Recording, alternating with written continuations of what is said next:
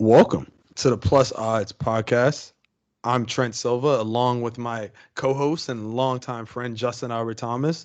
Justin, how you doing today, my man? I'm doing well. I am a little hungover, not gonna lie, but football's here. It's the weekend and time to relax and talk the best sport out there. Well, I'm sorry to hear you're a little hungover, man. We can't drink like we used to. We're not still in college, bro. Yeah. It's okay. It gets to you sometimes, but that's great to hear. I'm glad you're doing well. I'm doing fine myself. Just got done fishing. Didn't catch anything, but but I casted the reel a lot and started thinking about life and pondered on some best bets. So I think it was pretty productive. That sounds like a great day. I'm saying it's always fun. You gotta love fishing, Get your hands a little dirty, put the worm on the hook. It's nice. This, Mariner this wasn't sounds trying to old do man. Yeah, James probably like words. that. He said, "I'll do it next time. Next time." I said, "You're never doing it then." Well, yeah. Let's get into the show. So yeah, today we're gonna give out uh our normal slate. We're gonna give out our best bets, our drive picks.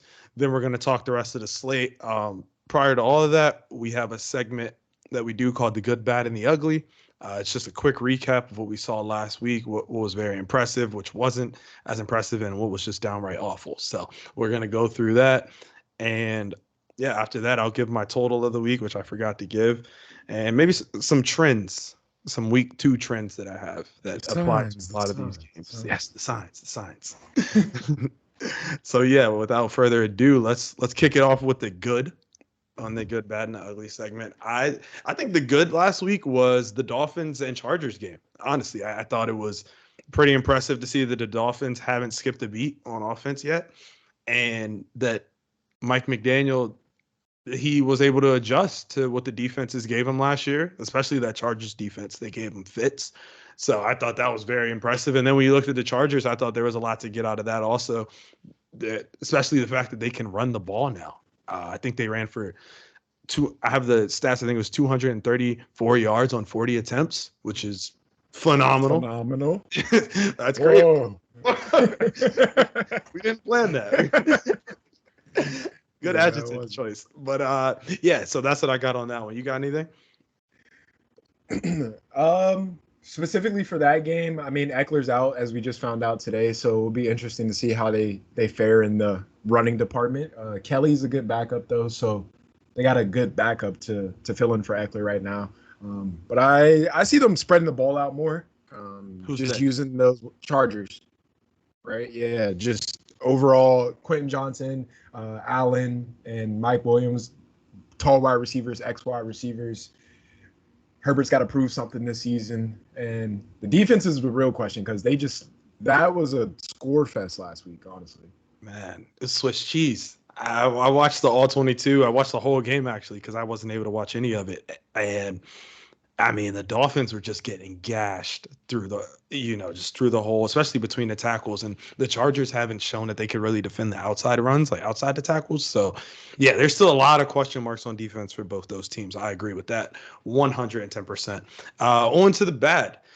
I just wrote Steelers because I know that's your team, but the offense was very unimaginative.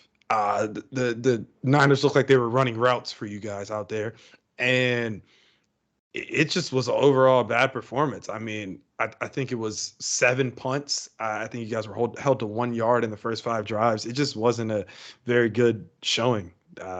You care to harp on that at all? Yeah, I mean, you probably heard me harp on it probably every day of this week.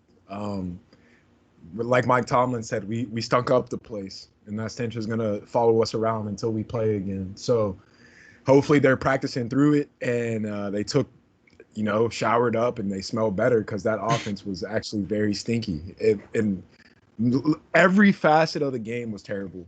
Between the punter just putting us in a bad position every drive, like they got the ball in the first half beyond the 43-yard line each time they touched the ball. It was like they didn't have to do much to score. It was two plays and they were in the red zone. So, yeah.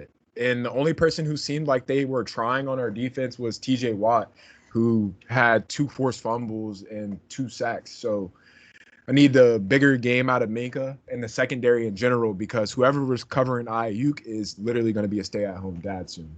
That was you. Every third down, he was wide open, wide open.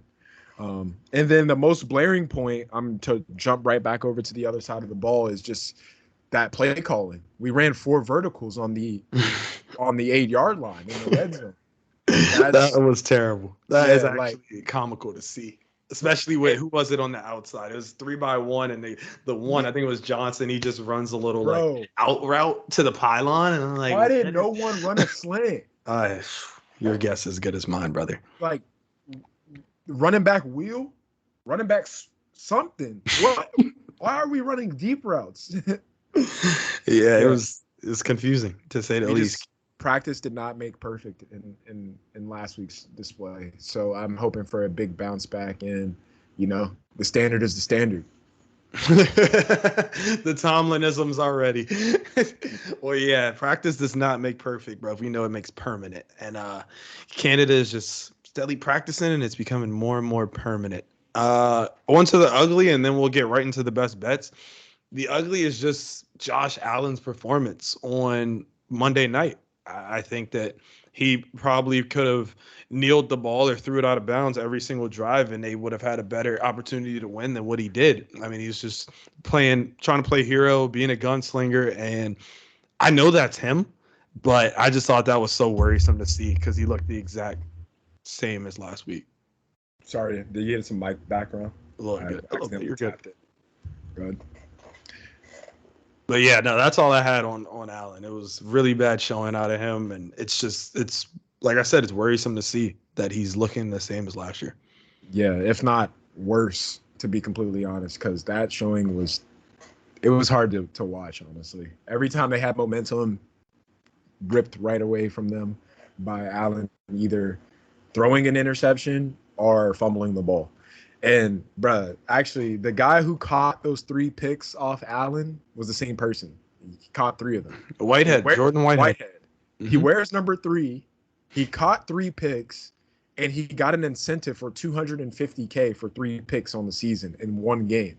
So Josh Allen, if I'm Whitehead, I'm hitting up Josh Allen like, yo, good looks, brother. Like, like, I know things didn't work out the way you wanted it to, but like, I'm up now. So appreciate the bag. Good looks on the bag. But yeah, no, like you said, 4 turnovers, just not what you want to see, especially after they give him all that money. He's a veteran now. He's got to make better decisions. So you hope, as a Bills fan or a Bills backer this week, you hope to see him bounce back. So yeah, that wraps up the good, bad, and the ugly. We can jump right into our drive picks now. This is your first time. The first down play, or I apologize, our third down play is our best bet of the week. That is your last chance to get the first down, and you're going to go all in. You're trying to put your best foot forward, best play. Second down is our second best bet, and then first down is right after that. So it's our 3 most confident plays of the week. Last week, we went 3-3 on our picks, 1-1 on our third down picks, our best bets. So yeah, we're going to try to get above 500, but I think we're starting off the season pretty decent at 500. So yeah, without further ado, Jay, you can kick it off with your first down play. I'll kick it off. And for my first down play, I'm going to go with Tampa Bay -2.5. It's going to be a home game for them against Chicago. And just after last week's showing from Chicago, I think that they have a lot of question marks still at the quarterback position. I feel like everyone in the city of Chicago is under the same idea or mindset right now. Tampa Bay honestly played a great game. Baker looked comfortable in the pocket, and he came out. The statement he made in the second half, or he made to his team at halftime, was that it took him 2 drives, and he knew like all the calls that they were giving him from a coverage perspective. So that's, as a wide receiver, I know that would make me feel good and make me feel accomplished. Mike Evans actually balled out, played very well for Tampa Bay, and things seem to be clicking on that side of the ball. Why I think they cover this 2.5 is because Justin Fields is playing against a veteran defense, a more veteran defense with those linebackers in the middle. So way better than what they saw last week against Green Bay, and Tampa Bay is going to run away with this by a field goal or more. So Tampa Bay minus 2.5. So boom, I completely agree. Not to foreshadow, but I guess I am foreshadowing. I will be talking about them very soon. For my first down play, I'm going with the Baltimore Ravens plus 3.5 on the road in Cincy. This is a little bit of a fade of Joe Burrow and also some confidence in the Ravens, right? So the Ravens have played Burrow very tough over these past few times that they've seen him. The Burrow's played 4 games all last season with a QBR of 35 or below. 3 out of 4 of them were versus the Ravens. So they have his number. They're able to show him some things that he's not used to. They're changing a lot of coverage looks post snap. Of course, they're doing the too high, and they see him 2 times a year. You know what I mean? Like eventually they're like, enough is enough. This guy's not going to keep beating us the same way. And I think they've figured out a way to limit the damage that he's able to do. And then not to mention his calf, I still don't think it's all the way right, man. Like he was only 2 times. I apologize. He was only under center 2 times last game, which was completely abnormal. They usually run from out of the gun a lot, but only 2 times all game is the least he's ever had in a single game. So I think that just goes to show you they didn't want him putting a lot of pressure backing up on his leg. He had 0 scrambles, and I listened to, I think it was, might have been Nate Tyson said this, a former quarterback. He played with Russell Wilson at Wisconsin. He said that he was coming down on his toe a lot when he was throwing, right, rather than his heel. And I mean, we're all human. We could put our foot down right now. If you come down more on your heel, you feel that in your calf. You come down on your toe a little less. So it's, worrisome that it's still bugging him. And even after the game, he said, it felt all right. So I think that still won't be good to go. And that's what I got there. I also think that the Ravens offense looks a whole lot different. Only 2 designed runs for Lamar. 3 wide receivers on the field over 69% of the time compared to 11% last year, right? So that is a complete increase in what you like to see. Lou likes to blitz Lamar a lot. He blitzed him on 36.5% of dropbacks last year, which is way higher than any other teams go after him. So I think with all these weapons, which he didn't have last year when he's lining up in, 2 tight end sets and stuff like that, with these weapons, him spreading the ball and hitting those quick hitters could make his life a whole lot easier and or make Lou Anarumo change his game plan. So it's a fact. That's ball. That's ball. That's what happens. So yeah, I like the Ravens getting a 3.5. Also like the under, but I'll get to that later. And just some stats on Lamar: 5-0 ATS as a dog last 2 seasons. Ravens 18-3 and 1 ATS as an underdog. So yeah, Ravens plus 3.5. That's my first down play. Yeah, I'm in agreement with you, honestly. I might throw that in one of my parlays, as I usually do. But the big loss with JK last week, we'll see Justice Hill and Gus Edwards. Yep. Yeah. And Melvin Gordon, who is he getting a helmet? I'm not sure if he's.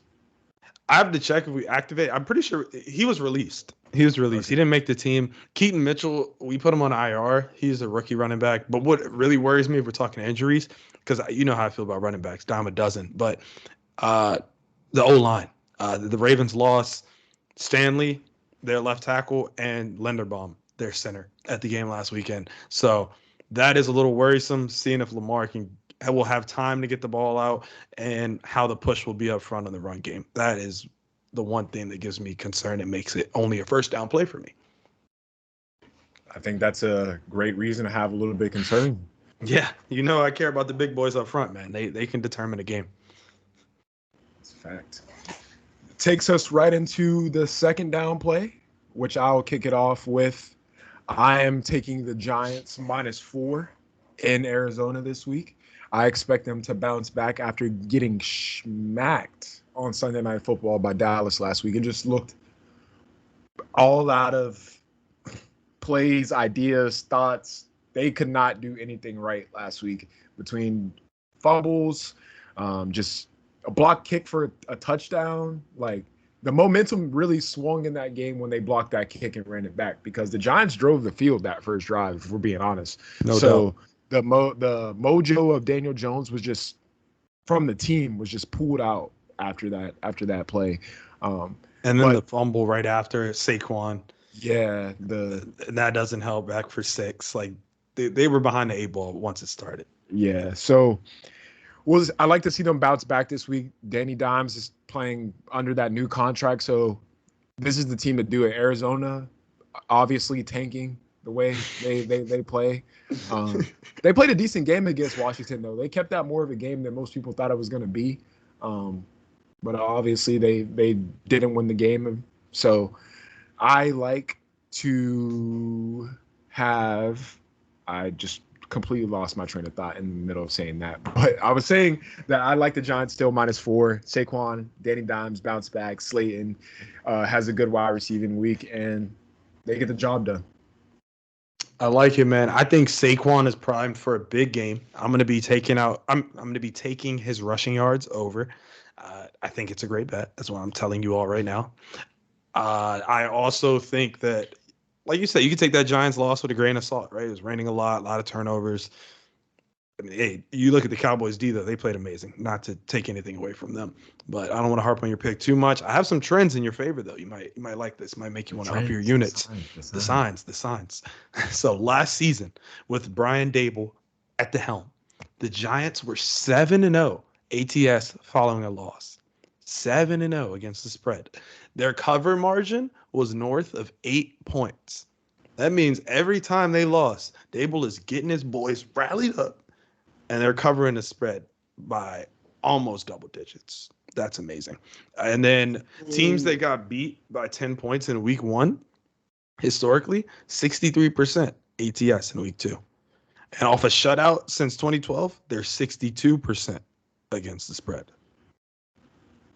Oh, so pull out your hammers, is what you're saying.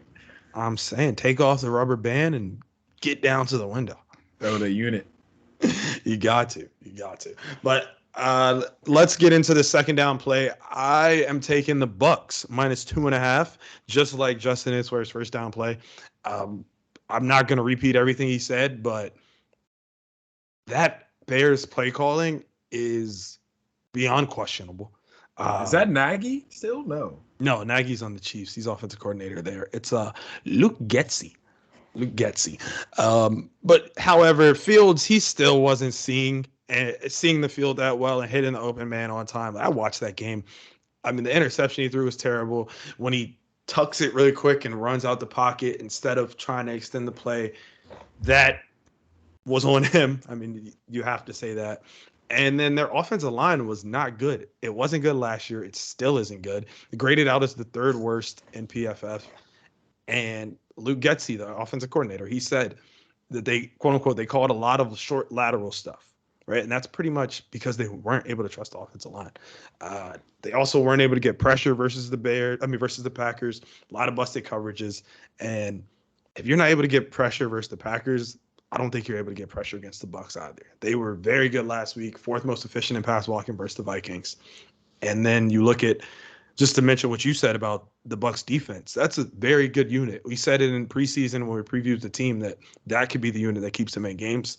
Todd Bowles is very good defensive mind by all accounts, and he's going to send the blitz. He's going to challenge Justin Fields' field vision, no pun intended. And yeah, that just makes me love Tampa Bay -2.5 at home. Yes, sir. You already know I'm in agreement with that. The more veteran team right here, Baker is actually just going to lead his team to victory over Fields. I think he has a better chance of doing that this week. So already in agreement to harp on that. Home opener, baby. Home opener in Tampa. They're ready at Raymond James. They're lit up. They're ready. That takes us to the third down play, where I am going to convert. I'm going to go undefeated this week. I'm just going to go ahead and say it. So for the third down play, I'm taking Raiders +8.5. I think this is a great spot to get them at, especially after the way Jimmy G played last week. Him and Jacoby Myers, if he's still in your league as a fantasy pickup, I would go scoop quickly. I feel like a lot of people kind of overpassed him in drafting this year, and he's still on a lot of waiver wires. He's questionable to play because due to a concussion or a bad hit last week, but that's just going to open up the offense even more for Devontae Adams. And I see the run game getting better. Josh Jacobs only had 48 rushing yards last week, so definitely need that to bounce back against Buffalo, who has some questions on the defensive side of the ball. Getting rid of Edmonds, their middle linebacker from last year, and they lost a safety too. I forget who exactly off the top of my head. It's not Poyer because he's still there. They kept hiding Poyer, I thought. I thought they got rid of one person in the secondary. But overall, as we already saw, the Buffalo's defense, they were all right, but they let the Jets move the ball down the field without Aaron Rodgers. Zach Wilson was honestly moving efficiently last week. So yeah, that's a stretch, but okay. I mean, they got the job. Well, actually, you're right. It is a stretch. The defense really won that game for them overall. But I think the Raiders played a phenomenal game in Mile High last week in the altitude and everything that goes on over in Denver. So I think Buffalo's in for a rude awakening, at least if it is Josh. If Josh Allen doesn't come to play, they'll get cooked up, and those four turnovers cannot happen this week. Yeah. Raiders plus 8.5. Lock it. No, they most definitely cannot happen. I like the play.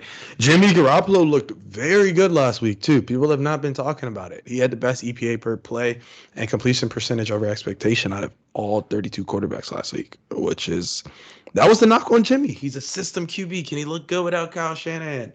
He just went out there and put up the best EPA. So I think you got a nice bet in your pocket. They already got their road game out the way. I think that's a fire pick. Thank you, bro. Of course, man. Takes me into my third down play, my best bet of the week. Hammered it earlier in the week. Still love it. Atlanta Falcons -1.5 taking on the Green Bay Packers. Just to start it off, we already know this, but the Falcons' run game is scary, right? Tyler Algier, Bijan Robinson. Yeah. And then Cordell Patterson's coming back this week. Last week, they averaged 5 yards a pop on the ground. 8th most efficient rushing offense per EPA. And the Packers last week, they did well against a bad Bears offensive line. I'm not buying that they do the same thing versus this Atlanta front five. Like, they get pushed off the offense. They get pushed off the line. The running backs are efficient. These aren't just random no names. Algier and Bijan Robinson will both be great starters on a lot of teams in the league. So I feel like that backfield is very scary. They also don't put the ball in harm's way too much. And then you look at the Packers, they didn't really see a real pass rush last week, right? Like, the Bears generated 6 total pressures, 3 hurries, according to PFF. And just to put that in perspective, the Falcons had 28 total pressures last week against Bryce Young and 20 hurries. So I think it's a huge step up in class, especially with Jenkins possibly out. Bakhtiari didn't practice, but like I said last week, he never practices, but he plays. I don't know how that goes. But yeah, I think that they get to love and make his life very difficult, especially without his security blanket, Aaron Jones, which is a big deal. If you watch that game and you see the plays that were taken off for big chunk yards, a lot of it was just quick dump downs to Aaron Jones. So if he's not there, I think that puts love behind the 8 ball. And like we've talked about off air, I think the Packers got gifted that game last week, right? You could say the same about the Falcons possibly, but the Packers, they were beneficiaries of fumbles, pick six, great field position. Like, it was a lot of the Bears losing that game. And Arthur Smith and Ritter aren't going to give you the game, bro. They're going to run the ball at you. They're going to see if you can stop it. And they're going to keep Ritter to about 20 passing attempts again. So, yeah, this Packers team, still a team that finished at the bottom of the rush EPA allowed per play last year. I'm not going to let one data point versus a bad team convince me that they're brand new and that they're the 85 Bears. So, absolutely love the Falcons at home, -1.5. Get it while the getting's good. That's my best bet of the week. I think that's a great play. That takes us. Sorry, go ahead. No, I was just gonna say they won us some money last week. We both had them and they covered. So hopefully we can go right back to the well. I think Green Bay's solid though. I don't know. You did say that they were gifted the game, but Jordan Love, I mean, going on the road, Soldier Field, game one, and your first, well, that wasn't really his first start because he played a couple games last year when Rodgers was out. But Wait, one as versus Philly, yeah. yeah, at the helm, like finally being past the throne, Mhm. that's a great way to get your career started. So Soft landing spot, if you ask yeah, me. Very soft landing spot to go out there to Chicago. But you're we'll right. step up in class. I'm gonna give you the mic right here, though. We got the Chargers taking on the Titans. We're just gonna preview the rest of the slate now. Uh, this game is in Tennessee. The Titans are 2.5 point home dogs. Justin, how do you see this one faring? Yeah, 2.5 is not enough for what's about to happen to the Titans, in my opinion. I think the Chargers are going to run away with this one, just simply because how much offense they have and how you are, as we already kind of mentioned or talked about within our drive picks. It was a score fest last week with Miami and LA. So I think the Chargers offense keeps rolling. They keep things going at all cylinders. Eckler is out this week, but as we already talked about, Kelly's going to play. So they still got the guy under center, Herbert. Yeah, I think they run away. 2.5 is not enough for Tennessee. I think Chargers are going to cover that. Yeah, I lean Chargers also. If you didn't listen to the good, bad, and ugly, and you're skipping to this part, like I said, the Chargers ran the ball very well last week. 234 yards on 40 attempts. I think they're going up against a slightly more formidable opponent here. So will they be able to do it again versus one of the best run stop units last year? I think it's a nice little litmus test to see. And also, like we said earlier, just will the Chargers be able to stop a nosebleed, bro? Like they should have an easier time covering a 30-something-year-old DeAndre Hopkins and Westbrook Akine than they had covering Hill and Waddle. But it was still pretty bad to see J.C. Jackson just getting picked on and running around the court. I mean, running around the field with his head down. Uh, so yeah, I don't think any of it matters if Tannehill looks as bad as he did last week again. Though he was number 32 in EPA and completion percentage over expectation, right behind Joe Burrow. Right behind Joe Burrow. So yeah, that's not good company to keep, especially after his performance last week. I mean, you remember what I said before the season started What about was that? Tannehill? Oh, Yeah. yeah, you don't like him. And by the way, to get back to you on that, because you were asking why is he starting? This is the last year of his contract. Remember they gave him all that money a few years ago? Oh, that makes a little more sense. Yeah, this is the last year where they get to try to reap what they sowed there. But I don't think Yeah. they're gonna be Well, we already see how that started off. So yeah, not too good. Not too good. So on to the next one. We'll go Colts heading out to Houston to take on the Texans. The Texans are 1 point underdogs in this matchup. I don't know. I can't call it. What do you got? yeah, this game is a tough one to call. I don't have much on it either. Two rookie quarterbacks going up against each other. But Richardson played well last week. How did Stroud do against Baltimore? I feel like he kept them in the game, kind of. Like there was times where, obviously, I think he threw like I don't know if it was a pick or he got sacked and strip fumble. No Um, picks. No no picks. picks. Yeah, he Okay. didn't. He was one of the few rookie quarterbacks that didn't throw an interception last week. I think he was the only rookie quarterback that didn't throw an interception. And I mean, I was at the game. He looked pretty good. He was putting balls where he needed to put them. The Ravens defense gave him a little bit of trouble. The offensive line was not helping him out too much. They were getting pressures. I think Odafe Owe had like 7. But yeah, I mean, Stroud in general probably looked. I don't know. I think Anthony Richardson probably looked the best, but Stroud was a close second. Yeah, I mean Richardson is going to be Richardson. He had that play where he scrambled in and for the rushing touchdown and just complete passes down the field. As you already know, he has a rocket arm. He's like a young Cam Newton, in my opinion. I'm still gonna hang my hat on that title for him. But the run game, I think for Texas is how they stay in this game. They play well. Damian Pierce has to get things going, especially against that Colts defense. So yeah, this game is a toss up. It is a pick 'em truly in my eyes.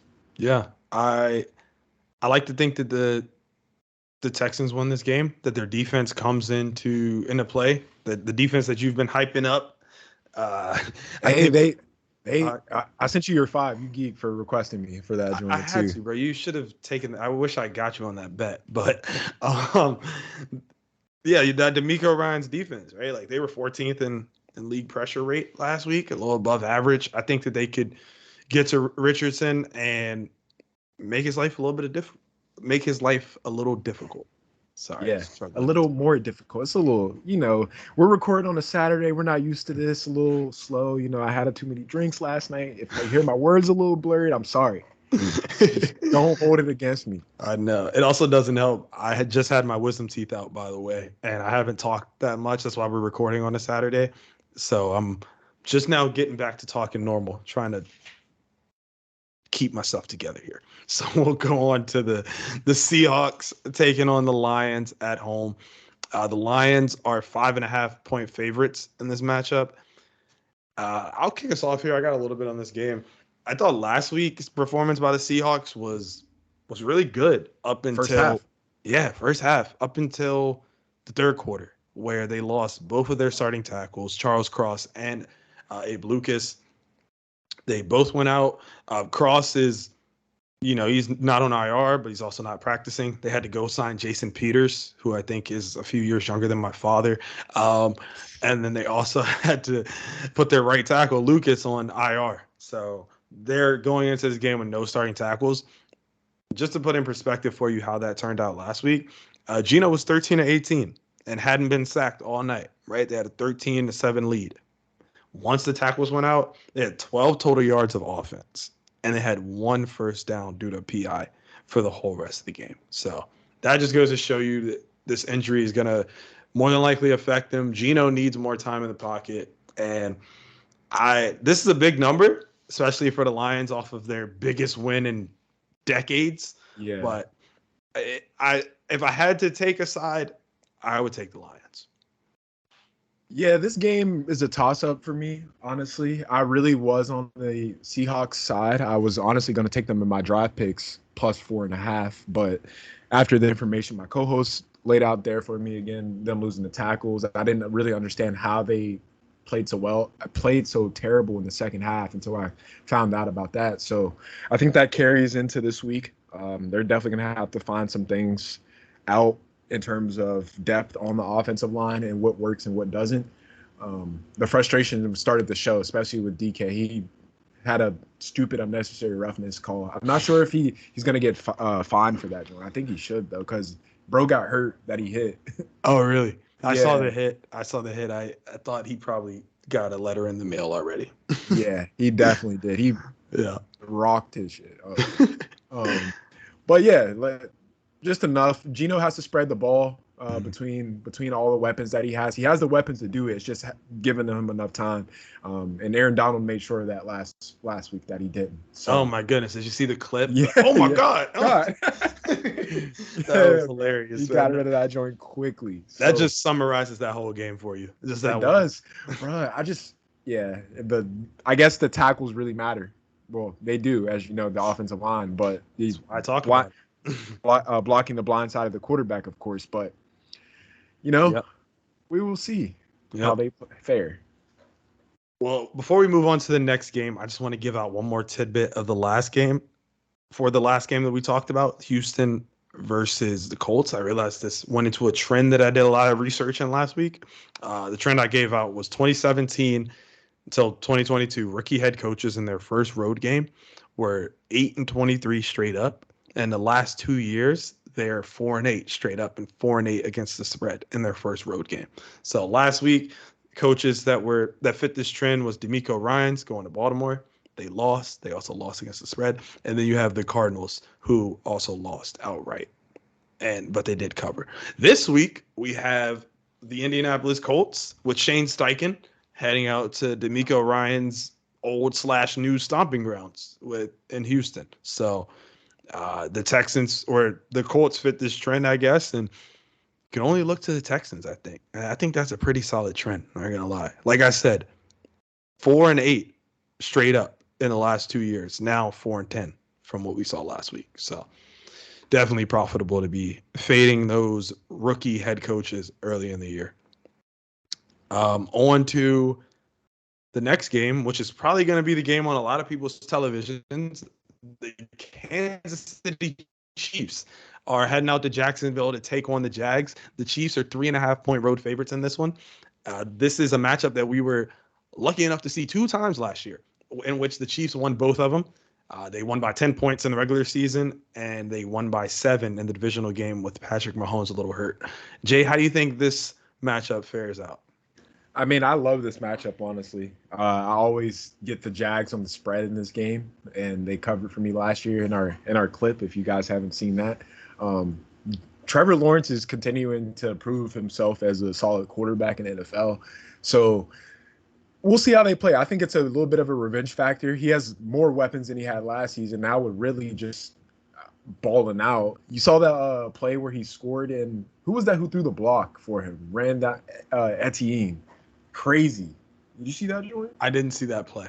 When Ridley scored, he caught the ball in like a post drag or whatever, and Etienne like ran up the sideline to get the block, like surpassed Ridley to I did see that. Yeah, I was like, oh damn, like that's a great teammate right there. So I don't know, the offense is clicking, and I think the biggest thing for them is just the coaching staff there right now. They're getting Trevor Lawrence into that stature of being a true leader, all around team, all around defense.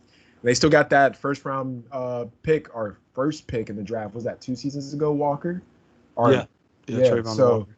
Kind of the quietest first pick in the draft, and I feel like the last like 10 years or so. But I think it's going to be a good game.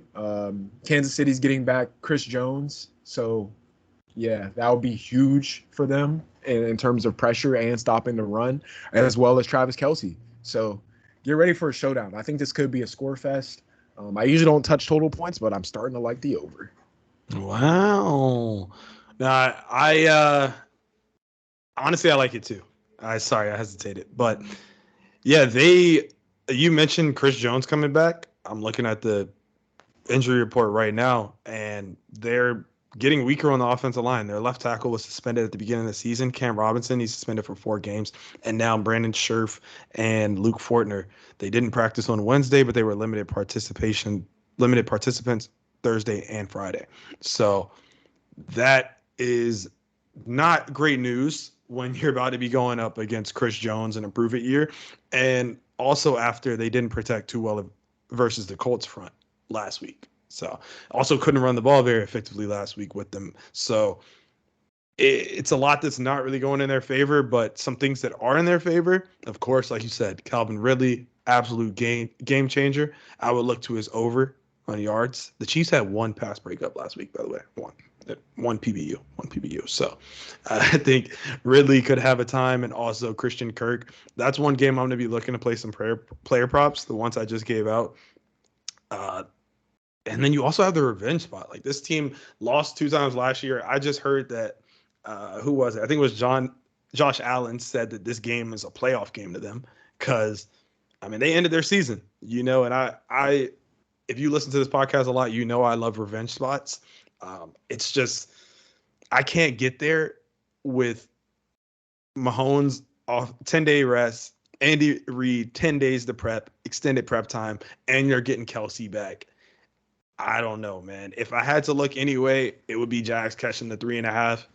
But the props that I love, like I said, Calvin Ridley, his yards, Christian Kirk's yards, and then Kadarius Toney. Hot take. I think Andy Reid, players coach, is about to get Kadarius Toney touches off rips. Maybe I wouldn't be surprised if first 3 passes are to him on some bubble screen, quick slant, just to get his confidence back. You know what I mean? The guy had an awful game. You could say lost in the game last week. So yeah, it's definitely something to look at. On to the West Coast, the matchup that I love so much because of the dominance that it's had historically. The 49ers are taking on the Los Angeles Rams in SoFi Stadium. The Rams are 8-point underdogs in this matchup. And like I said, Shanahan just runs this rivalry. I'm sorry, currently they are 7.5 to 7-point underdogs. Shanahan in the last 13, he's 10-3 straight up. The guy wins. Okay, don't forget, McVay came from the Shanahan tree. He is the Shanahan disciple, and they tend to run not similar stuff, but they were both the boy geniuses that took over the world, prior to 2020. But like I was saying, 7 straight against the spread wins for Kyle Shanahan with a margin of 11.5 points per game. That is really good. It's not a trend I like to back. I love the Niners in a teaser this week. I've already taken them in one, probably going to take them in another. So that's what I got there. Yeah, I'm in agreement with you right there. I think the Niners in the teaser bet is a great play. The Rams, I think no one expected them to win last week, and they pulled that game off. Cooper Kupp being out and Tutu Atwell had a career day. He had 119 receiving. And they got that other guy, Nuka. I think that's his last name. Puka Nacua. Puka Nacua. Is he injured, though? Yeah, he didn't practice. So that even more of a reason why I'm like, all right, how are they going to get this done, even if they compete? So this could get bad for them. And as you already seen, the 49ers picked up right from where they left off. And they're playing at a high pace already early in the year. So, yeah, I'm in agreement with you on that game. Yeah, love the Niners. Throw them in any teaser, man. Try to get the teams through the 3. Maybe you could tease them with this next team we're about to look at.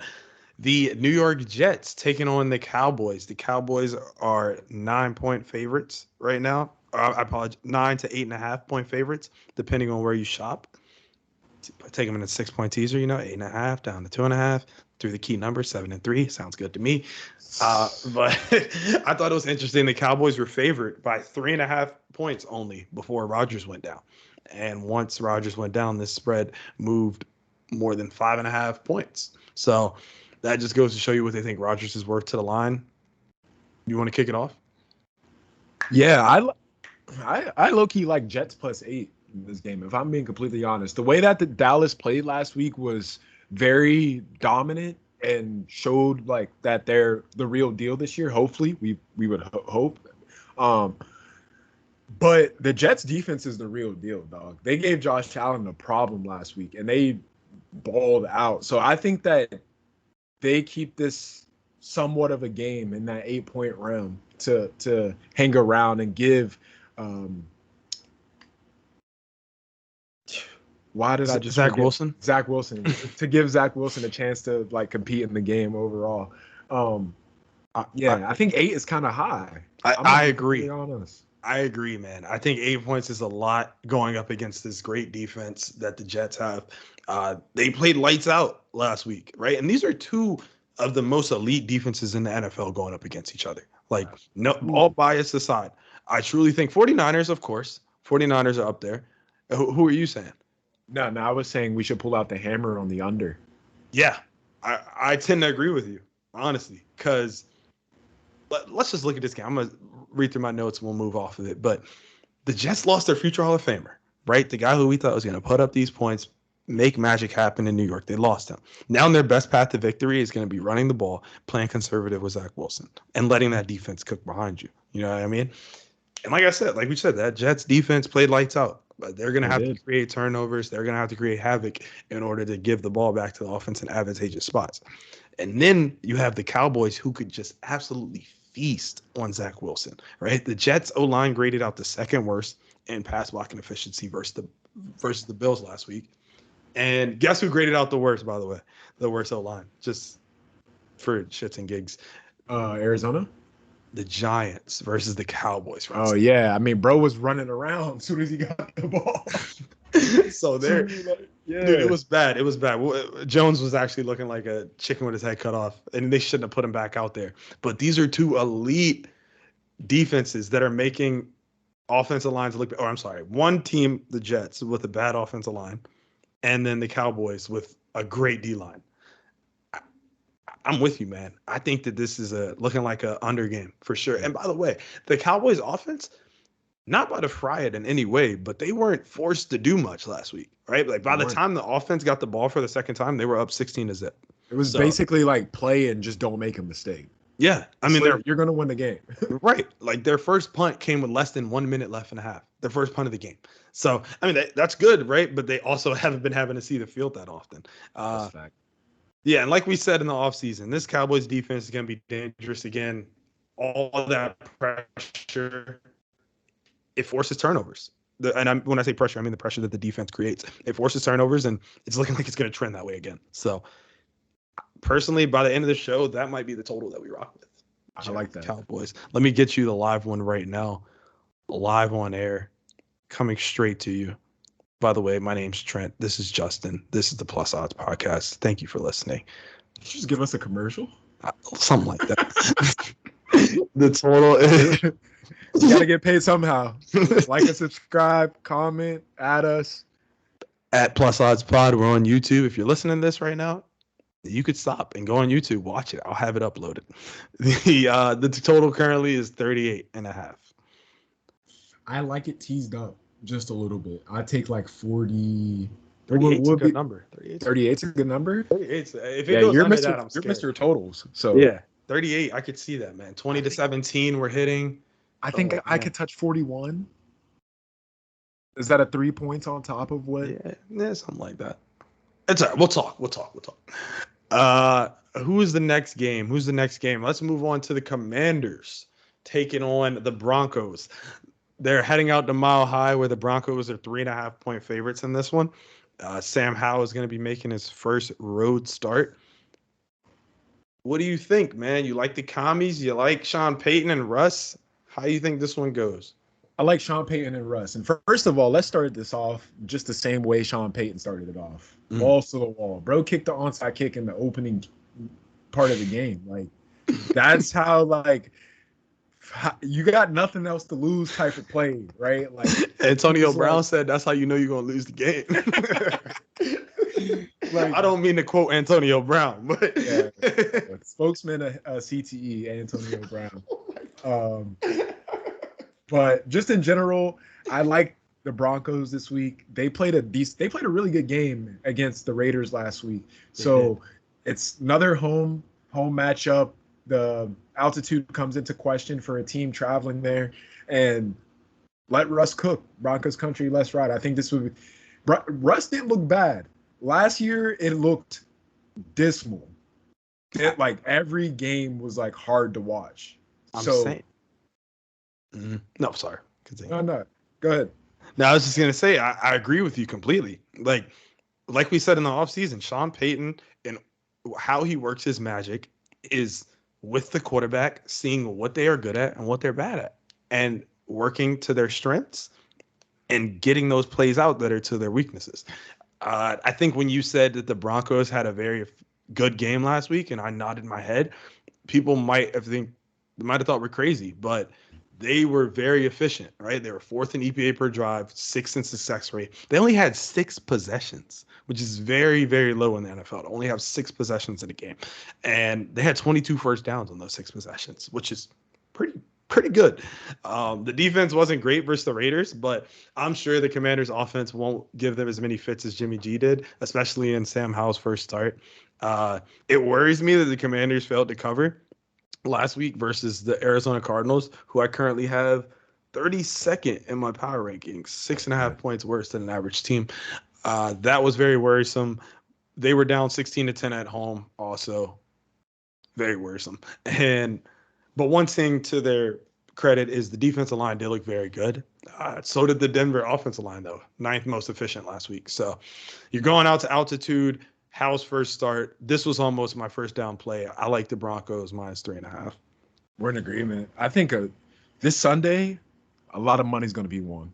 I think so too. I mean, as long as I think the slate actually looks really good. As long as things stay the course and people play the way that they're supposed to, not doing their dumb shit, and not running 4 verticals on the 8 yard. I might get that tattooed. Don't run 4 verticals on the 8 or something. Oh man, like, that's a long tattoo. Something retarded, bro. Like I'm just like, oh, calm down there. Don't cancel me. You're not being PC, Jay. What the hell, bro? No, I'm in agreement, man. I think. Wait, what do they say? I'm not bad at gambling. The players are just bad at playing. As long as the players come and play. Bro, do you follow one bro on Twitter who just tweets? He's like, another beautiful day, another great chance to gamble. Yeah. If you're not gambling every day, then you're losing every day. He's like, I'm down $3,000 in the past 2 days, but I'm never gonna get it back if I don't keep trying. That's never back down, never what? All right. Let's reel it back in. I feel like Ernie when Shaq and Chuck get out of pocket. Let's go to the Sunday night football game. We got 3 more games left, and then we'll get out of here. The Dolphins are heading out to New England to take on the Patriots. Patriots are 3-point home dogs in this one. Patriots are 0-1. The Dolphins started the season 1-0. I have a trend on that, by the way. I'll give it out probably for this game, but yeah, I'll let you start it off. You know who I like in this one. Yeah, I think your logic and reasoning to why you like who you like in this game is very logical. I think it's a great idea for you to have that, and Belichick is Belichick, and But Miami, dog, the way their offense is clicking right now, yeah, it could get bad for them. I think they have a better offense than Philly, and Philly obviously looks shaky on the Thursday night game, and they looked shaky against the Pats. And if we're being honest, the Pats almost won that game. They had 2 chances to come back and win that game, and it was all because he couldn't keep his feet in bounds on that 4th down. And there was a chance they were going to walk out of there losers. So if they can't stop Tua in that offense, then I think 3 might get blown out of the water.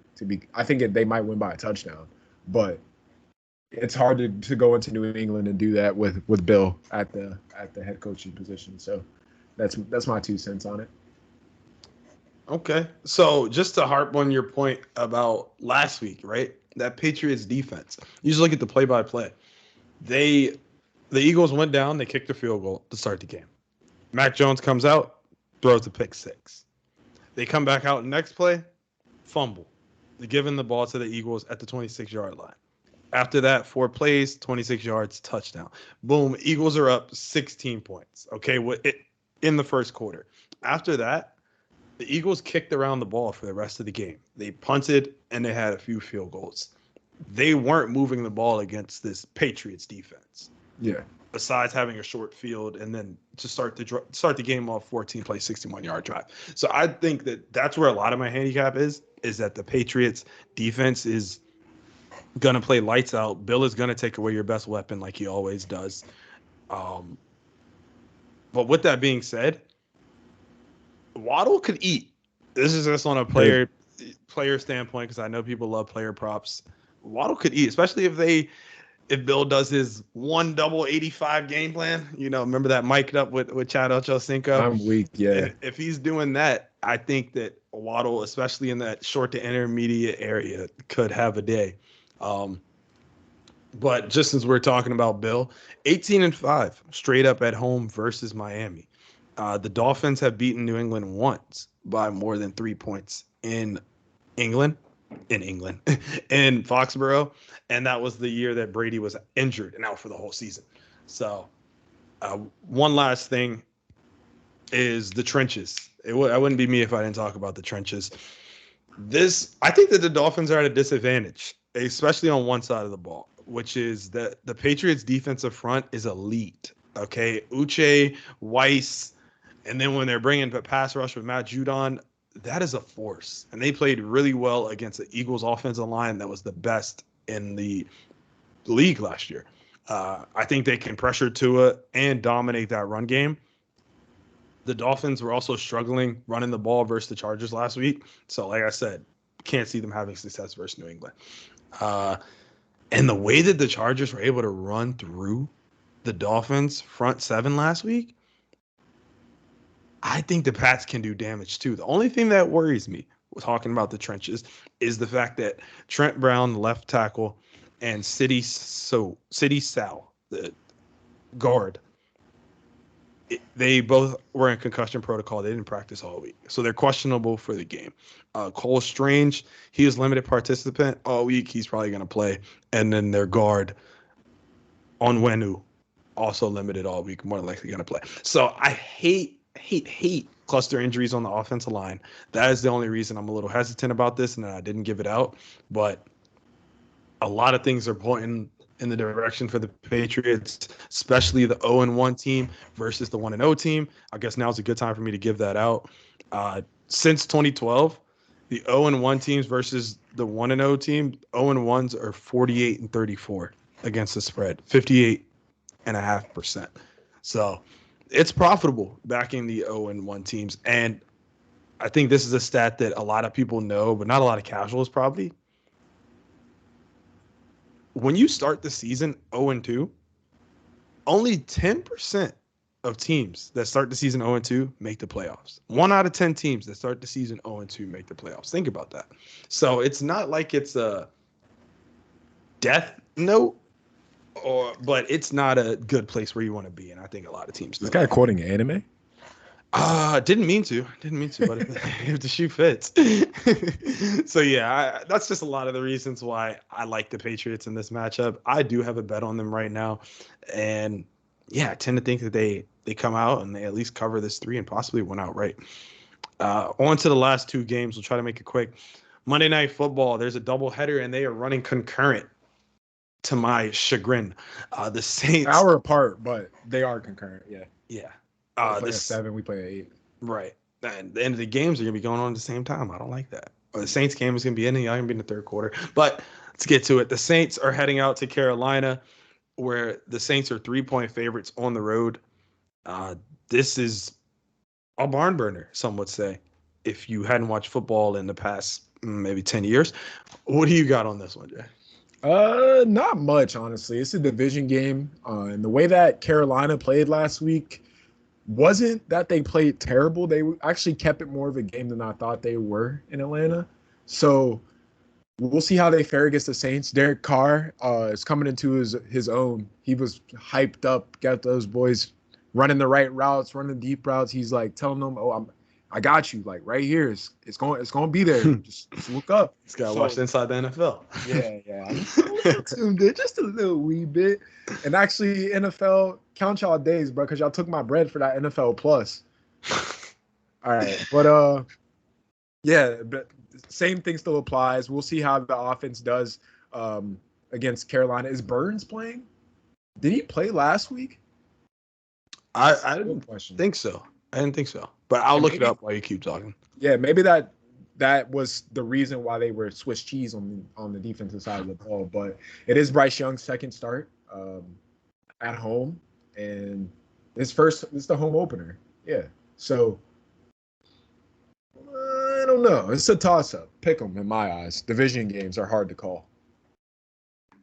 Yeah, I don't have much on this one. I'll just give out a few trends. Rookie quarterbacks in the last 20 week 1 to 3 games, which is pretty much September. They are 4-16 against the spread, 1-18 and 1 straight up. So they tend to struggle early in the season. Since 21, the rookie QBs in September, 1-14 straight up, 2-13 against the spread. So it's just not very profitable rocking with a lot of these rookie quarterbacks early in the season, which is going to make me stay away. Honestly makes me like the Saints, especially if I can get 2.5. I think that the Saints can win this game for sure. 5-3, yeah. Yeah. On to the last game of the week. We have the Browns taking on the Steelers. They're heading in to Pittsburgh. The Steelers are 2.5-point home dogs. A lot of home dogs this week. A lot of them. We've already fried the Steelers for their performance last week, and now we got to try to get it out of our head, hope that maybe it was San Fran that was just outmatching them, outpowering them. What do you think, Justin? Let's be honest. San Fran is the number 1 defense in NFL. They would have done that to any team that they played in week 1. I wholeheartedly believe that. The way that Fred Warner and Greenlaw were reading the plays and the defense was clicking was just like they didn't miss a beat. They were in mid-season form at the beginning of the year, and it showed. So I think the Steelers bounce back. We play very well against the Browns, as we historically do. We own them. 19 straight regular season games without a loss in Pittsburgh.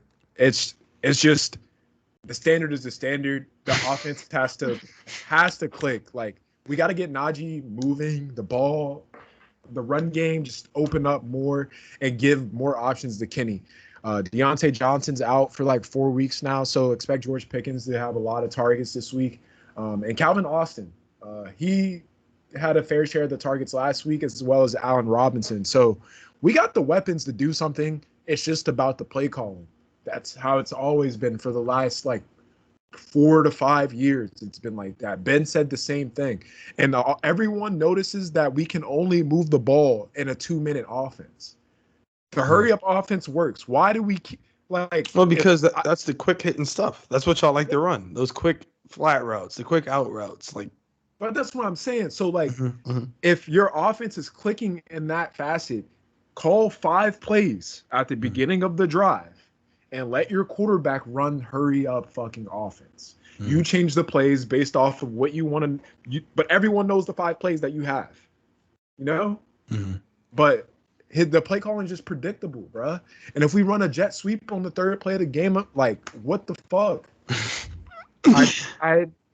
Yeah. You okay there? You're hearing my frustration about Matt Canada. It even Mike Tomlin said something about it surprisingly this week. But one thing about the Steelers is that they don't fire people mid-season, let alone fire. Like, I mean, they've had 2 head coaches my whole lifetime, and 3 in the last our existence. So, yeah, it'd be weird to see them get rid of Canada in the middle of the season. But if the offense doesn't pick it up and we don't see more consistency, I think Tomlin's going to be forced into letting him go mid-year. Like, he has to be. So I'm gearing up for the 2.5. I'll probably lay a little lumber on my squad quietly on Monday night. Same game parlay. Been really good at cooking those up recently, but fell to heartbreak on Thursday due to Rashard Penny. I don't like you. I hope you see this. You want to talk about the Browns at all? Well, yes, I do actually. Watson did not have as much of a good game last week in the rain. It was terrible, honestly, if we're being honest. And it will be even harder for him this week if Cooper's not playing, because he just injured his groin in practice today. So, yeah, that could be a factor. And I feel like that kind of should put in your mind that they plan to run the ball. Nick Chubb has to be their main objective in this game. So TJ Watt and Highsmith better be heat-seeking missiles on Chubb and strapping down the run game. And I think we win this thing. Just play solid defense and we can win this thing. Oui, PP. Some deodorant for your booty. No, I hear you, man. Just to your Canada point, I heard a stat that I thought was crazy, and I told it to you. I feel like I should tell the audience. Steelers have now gone 36 straight games under Matt Canada without gaining at least 400 yards of offense. 269 teams have done this since 2021. So this is not an unimaginable, unachievable feat. 269 teams have done it in the past 2 years. However, the Steelers are not one of them. Very unimaginative. Very. It was crazy about that is that we still haven't had a losing season. And that means that the defense is playing so well that they're keeping us in the game and we don't score points. Yeah. And literally. And onto the defense, I mean, you have Cam Hayward, who is who is definitely out for this game, if I'm not mistaken. He's IR'd for like 8 weeks. Yeah. So that's a huge blow on the interior of that D-line. Looking at the injury report right now, it's only looking like Deontay Johnson and Anthony McFarland aren't going to go. Everyone else will. Someone's going to have to step up in the middle of that D-line and be able to be a force like he is against the run. So that's a big question mark. And then the secondary also didn't look too great. So that's a huge question mark also. Love them, though, in the teaser. 2.5 up to 8.5. I think y'all keep this close. I think if you try really hard, you can score some points. So yeah, I think if we try really hard, we'll score some points as well too. Maybe 17. Maybe. Oh, that'd be a good number. But I think specifically the Cameron Hayward injury is not as big of a deal as people are making it seem. The Steelers have this issue where we keep players 1 year way too longer than we needed it to. We do it all the time. Troy Polamalu, Hines Ward, we had them 1 year too long. where they just looked like the old guys and things weren't clicking. Hayward was starting to have that vibe last season where he needed more rest days or he needed to get out on a big play because he was tired, X, Y, and Z. He's been in the league for like what, 10, 12 years, 13 years or something like that. So the age is definitely catching up to him. And I think his predecessor, Keanu Benton, is the real deal. I think he provides great pressure in the middle of that defense, and he's going to get his time to shine. I see Hayward honestly moving more into the coaching kind of player role now, being the veteran guy on the defense and keeping those D linemen like buckled down. We're going to have a lot of bodies in and out on the defense, but I think we'll fare well. The linebacker core has to play lights out. Quan Alexander needs to start. I don't know why he's not, but so we'll boom. see on Monday night. Yeah, we will see. We will see. So that wraps it up for the slate preview. The total that we're going to give out, it seems like we're in agreement on that Dallas Cowboys Jets under 38.5. Is that the total of the week? I know it's kind of my thing, and I get graded on it, but this one we'll say it's both of us. How does that sound? So New York Jets officially is our total of the week. The Jets versus Cowboys under 38.5 points scored. And I will give out some trends. The ones that I haven't given out yet. Let's see. What do I got left? The good one. Teams off a double-digit loss in week 1.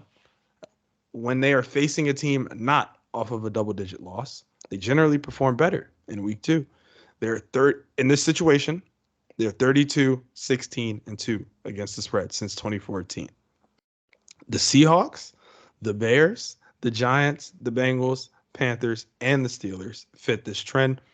Like I said, this trend is teams off of a double-digit loss in week 1 that are facing a team that is not off of a double-digit loss. So just some food for thought. I think that wraps it up here. That's all we got. Thank you all for listening. Like we said, follow us on Apple Podcasts, follow us on Spotify, wherever you get your podcast from. Like and subscribe on YouTube. This should be out way before you even hear it. It should be on YouTube. So like, subscribe, comment. If you think we should do something different, please comment. If you don't like the good, bad, and the ugly, if you love it and you think maybe we should give us some suggestions. Deeper, yeah, we're open ears always. So like I said, thanks again, and we'll talk to you next week. Peace.